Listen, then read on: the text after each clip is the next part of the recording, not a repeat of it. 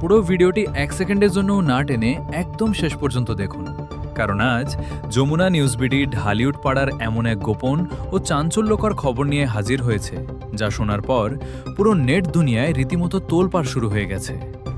হঠাৎ করেই গুঞ্জন উঠেছে বুবলি নাকি অসুস্থ হয়ে হাসপাতালে ভর্তি, এবং আরও বড় চমক হলো মাঝরাতে গোপনে নাকি তাকে দেখতে গিয়েছেন গান বাংলা টিভির কর্ণধার কৌশিক হোসেন তাপস। এতদিন পর কেন আবারও একসাথে জড়িয়ে গেল বুবলি আর তাপসের নাম? আজ আমরা উন্মোচন করব এই মাঝরাতের হাসপাতালের রহস্যের আসল সত্য। আমাদের বিশেষ অনুসন্ধানী টিম ঢালিউডের অন্দরমহল থেকে জানতে পেরেছে, গত দুদিন ধরে সোশ্যাল মিডিয়ায় একটি খবর আগুনের মতো ছড়িয়ে পড়ছে। সেখানে দাবি করা হচ্ছে বুবলি শারীরিক অসুস্থতার কারণে রাজধানীর একটি নামী হাসপাতালে চিকিৎসাধীন রয়েছেন।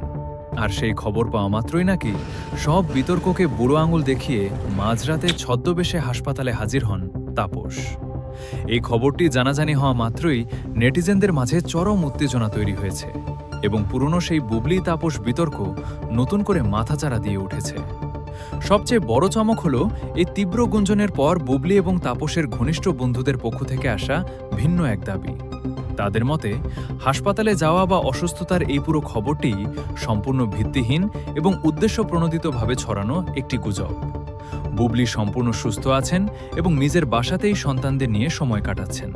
কিন্তু তারপরেও নেটিজেনদের প্রশ্ন, হঠাৎ কেন এবং কারা বুবলি ও তাপসের নাম জড়িয়ে এই ধরনের মুখরোচক গল্প তৈরি করছে?